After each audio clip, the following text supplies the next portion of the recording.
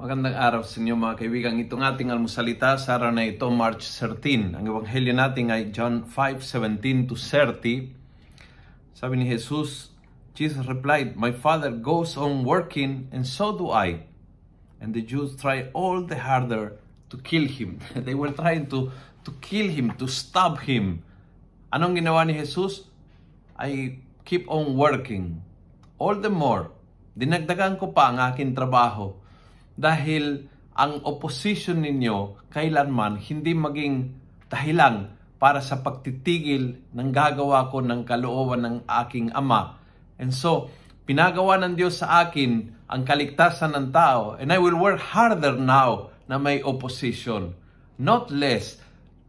Hindi susuko, hindi titigil, hindi maging dahilan ang mga nag-o-oppose, ang mga nagbabash, ang mga umaayaw, para tumigil ako sa paggawa ng dapat kong gawin dahil pinagawa ng aking Ama.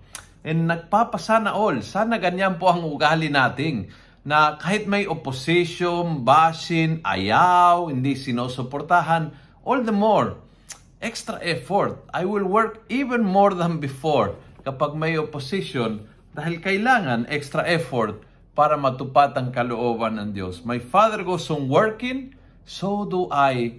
Sana, so you, and so me. Ituloy po natin ating trabaho, ang ating misyon. Focus tayo sa pinapagawa, hindi sa reaction ng mga tao. Yung suporta, di suporta, tumulong, di tumulong, nagbash, hindi nagbash.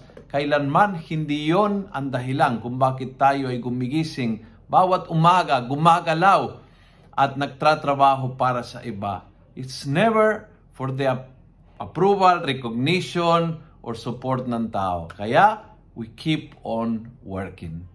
Kung nagustuhan mo ang video ito, pass it on.